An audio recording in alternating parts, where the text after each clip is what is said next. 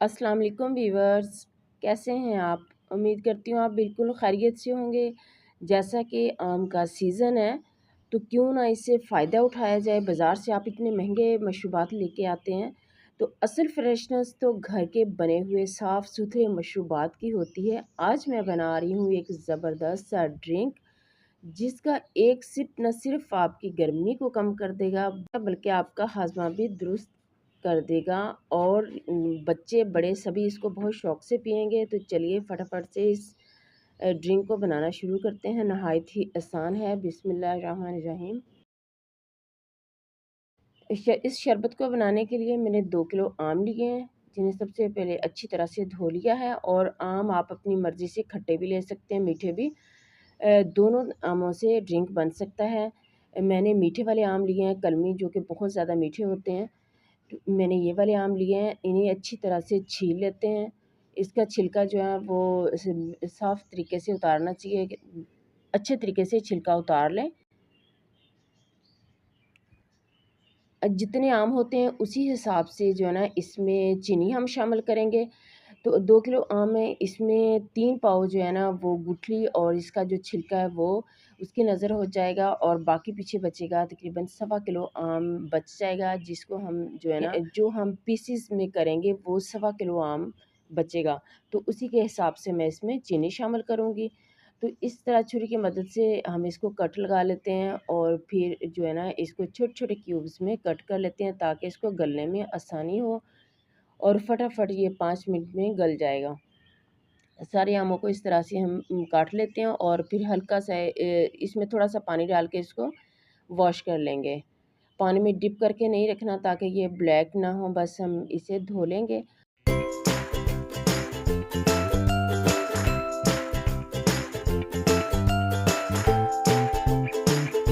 और फिर जो है ना इसको बॉयल करते हैं। बॉयल करने के लिए आपने जो है ना इसको मैंने पतीले में डाल दिया, और इसके अंदर पानी इतना शामिल करना है कि ये अच्छी तरह से डिप हो जाएँ, और फिर चम्मच की मदद से इन सबको अच्छे पानी में मिक्स कर दें। बॉयल के तकरीबन 5 से 6 मिनट हम इसे बॉयल करेंगे। सिर्फ़ नरम ही नहीं करना, अच्छे तरीके से बॉयल करना है। बॉयल करते हुए इसमें 5-6 इलायची जो हैं, सब्ज़ इलायची, वो भी इसके अंदर शामिल की हैं। इसको अच्छी तरह से गलाना है, सिर्फ़ हमने नरम नहीं करना है। ये देखिए मैं आपको दिखा रही हूँ, ये बिल्कुल जो है वो गल चुका है।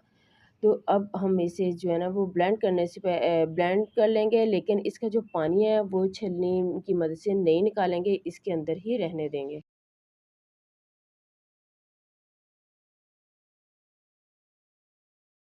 आमों को ठंडा करने के बाद फिर हम इसे ब्लेंड करेंगे, और जो ये आमों के अंदर पानी था वो इसके अंदर शामिल करते जाएँगे साथ-साथ। और एक्स्ट्रा जो है ना 1 गिलास पानी मैंने और शामिल किया है, वो भी जग के अंदर शामिल करते जाएँगे, और इसका जूस बना लेंगे। इसको अच्छी तरह से ब्लेंड कर लेंगे। ब्लेंड इतना करना है कि इसकी गुठली बिल्कुल ना रहे, बिल्कुल स्मूथ सा जो है ना पेस्ट बन जाए।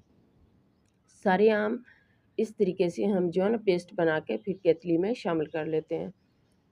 अब इसे पकने के लिए रख देंगे। हम इसे पकने के लिए रखेंगे तो साथ जो है ना चम्मच से हिलाती रहें, ताकि अच्छी तरह से जो है ना ये मिक्स हो जाए। और ये देखें इसके अंदर मैंने एक्स्ट्रा सिर्फ़ 1 गिलास पानी किया है। 1 गिलास इसके अंदर पहले से पानी मौजूद था, ज़्यादा पानी शामिल नहीं किया, क्योंकि ज़्यादा करेंगे तो ये बहुत ज़्यादा पतला हो जाएगा, फिर इसे पकाने में ज़्यादा टाइम लगेगा। अब इसके अंदर ये पकने लग गया है। अब इसके अंदर चीनी शामिल करते हैं। सवा किलो आम थे, तो सवा किलो ही मैंने इसके अंदर चीनी शामिल की है। चीनी बराबर की होनी चाहिए। आम अगर खट्टे हैं तब भी चीनी हम बराबर की ही शामिल करते हैं, अगर मीठे हैं तब भी बराबर की शामिल करते हैं।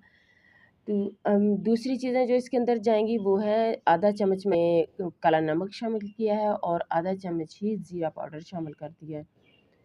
तो अब इसको थिक होने तक हम पकाएँगे, तकरीबन टाइम लग जाएगा 10 मिनट। 5 मिनट में मैंने इसे बॉयल करने में लगाए हैं, और 10 मिनट इसे यानी तैयार होने में लग जाएँगे। टोटल टाइम 15 मिनट में ये हमारा शरबत बन के तैयार हो जाएगा। ये चीनी के ऊपर चीनी जब हम डालते हैं तो इसके ऊपर मैल आ जाती है, तो इस मैल को निकालना बेहद ज़रूरी है। बाउल में पानी लें, और इसकी मैल जो है ना छलनी की मदद से निकाल के बाउल के अंदर इसको साफ़ करते जाएँ। तो सारी मैल को अच्छे तरीके से निकालना है, वरना शरबत जो है ना वो ख़राब हो जाएगा। तो ये काफ़ी हद तक गाढ़ा हो चुका है। तो अब इसमें एक चुटकी हम शामिल कर देते हैं सब्ज़ कलर, क्योंकि आम कच्चे हैं और सब्ज़ कलर डालेंगे तो वो अच्छा-सा कलर जो है ना, वो शरबत को मज़ीद जो है ना वो खूबसूरत बना देगा। तो इसमें हल्की-हल्की झाग आ रही है, मैं साथ-साथ फिर इसको जो है ना वो झाग को निकालती जा रही हूँ ताकि बिल्कुल प्योर हो जाए। तो मैंने इसे चख के देखा है, इसके अंदर जो है ना नमक वो कम है, तो हाफ़ चम्मच नमक जो है काला मैंने और शामिल कर दिया है। हम दूसरा नमक सादा नमक भी शामिल कर सकते हैं, उससे आधा चम्मच वो शामिल कर दें, आधा चम्मच आप काला नमक शामिल कर दें। अगर एक ही डालना चाहते हैं तो एक ही डाल दें। अब चूल्हा मैंने ऑफ़ कर दिया है और ये इसे ठंडा होने से पहले ही मैं इसे छलनी की मदद से ना अच्छी तरह से प्योर कर लूँगी। और मैंने शामिल किया था ज़ीरा और इसका जो पल्प है और सब्ज़ इलायची, ये छोटे-छोटे इसके ज़रात हैं, इनको अच्छी तरह से प्योर करना ज़रूरी है। छलनी की मदद से इसे साथ-साथ निकाल के मैं आपको दिखा रही हूँ। इसका पल्प जो वो अलहदा कर लेंगे, अच्छे तरह से साफ़ हो जाए, ठंडा हो जाए तो फिर इसके अंदर मैं 2 से 3 चम्मच जो है ना वो लेमन जूस शामिल कर दूँगी और इसे अच्छी तरह मिक्स कर लेंगे। अब ये ठंडा हो चुका है, शरबत को जो है ना ठंडा करने के बाद बोतलों में डालें और बोतलों को सबसे पहले अच्छी तरह से वॉश करें, फिर इन्हें खुश्क कर लें। खुश्क करने के बाद इन बोतलों में इसे स्टोर करके रख लेंगे। ये बिल्कुल जो है ना ख़राब नहीं होगा, 1 महीना इस्तेमाल करें, पूरी गर्मियाँ करें, ये आपका शरबत जो है ना ऐसे ही फ्रेश रहेगा और ख़राब नहीं होगा। ये बहुत ज़बरदस्त ड्रिंक है, बहुत पीने में भी मज़े का भी लगता है, खट्टा-मीठा-सा और फ़ायदेमंद भी बेहद है, क्योंकि इस ये खट्टा होता है और इसके अंदर मैंने मीठे आम थे तो मैंने इसके अंदर लेमन शा का जूस शामिल कर दिया है। अगर आप खट्टे आम का बना रहे हैं तो आप इसको स्किप कर सकते हैं।